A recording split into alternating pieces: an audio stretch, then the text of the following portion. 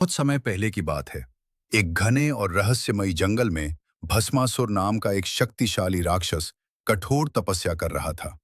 वो एक पैर पर खड़ा था, आंखें बंद थीं और उसके चारों ओर अग्नि जल रही थी।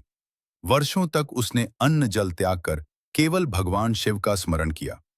उसकी तपस्या इतनी प्रचंड थी कि तीनों लोकों में उसका प्रभाव फैलने लगा। अंततः आकाश में तेज दिव्य प्रकाश प्रकट हुआ और स्वयं भगवान शिव उसके सामने प्रकट हुए।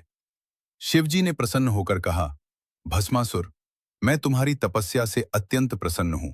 मांगो, क्या वरदान चाहते हो?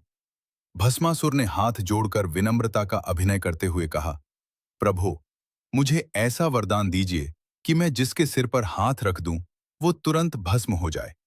भोले स्वभाव वाले भगवान शिव ने बिना उसके मन की कपट भावना को समझे उसे यह वरदान दे दिया। वरदान मिलते ही भस्मासुर के चेहरे पर घमंडी मुस्कान फैल गई। उसकी आंखों में अब भक्ति नहीं, बल्कि शक्ति का अहंकार झलक रहा था। वो जोर से हंसते हुए बोला, अब मैं संसार का सबसे शक्तिशाली प्राणी हूं।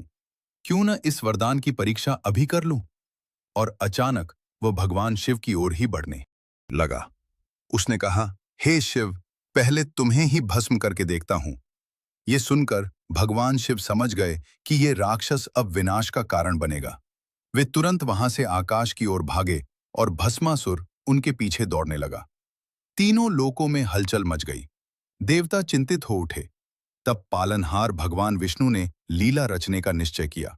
उन्होंने एक अनुपम सुंदर स्त्री का रूप धारण किया, जिसे मोहिनी कहा गया, अर्थात मोहिनी। मोहिनी की अद्भुत सुंदरता देखकर भस्मासुर का क्रोध और अहंकार क्षण भर में पिघल गया। वो पूरी तरह मोहित हो गया। मोहिनी मधुर मुस्कान के साथ उसके सामने आई और बोली, यदि तुम मुझसे विवाह करना चाहते हो तो पहले मेरे साथ नृत्य करो और जो भी मुद्रा मैं बनाऊं तुम्हें उसकी नकल करनी होगी। भस्मासुर तुरंत तैयार हो गया। दोनों नृत्य करने लगे। मोहिनी बड़ी कुशलता से विविध मुद्राएं बनाती और भस्मासुर उसकी हर हरकत की नकल करता जाता। देवता आकाश से ये दृश्य देख रहे थे। नृत्य तेज और रोमांचक होता गया। तभी मोहिनी ने बड़ी सहजता से अपना एक हाथ अपने सिर पर रख लिया।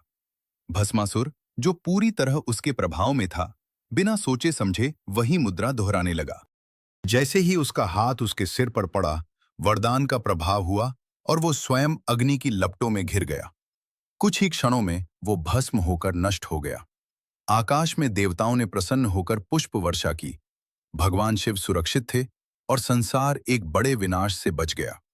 इस प्रकार बुद्धि और विवेक ने अहंकार और दुरुपयोग की शक्ति पर विजय प्राप्त की और यह कथा सदा के लिए यह शिक्षा दे गई कि शक्ति का उपयोग सदैव सद्बुद्धि और विनम्रता के साथ करना चाहिए, क्योंकि अहंकार अंततः स्वयं का ही विनाश करता है।